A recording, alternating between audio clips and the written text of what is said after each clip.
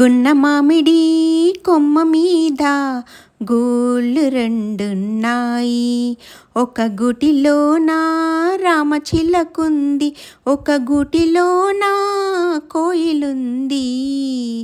గున్న మామిడి కొమ్మ మీద గూళ్ళు రెండున్నాయి.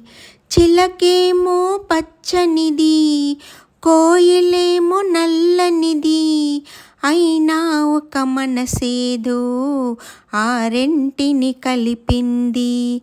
పొద్దున చిలకను చూడందే, ముద్దు ముద్దుగా ముచ్చటలాడందే.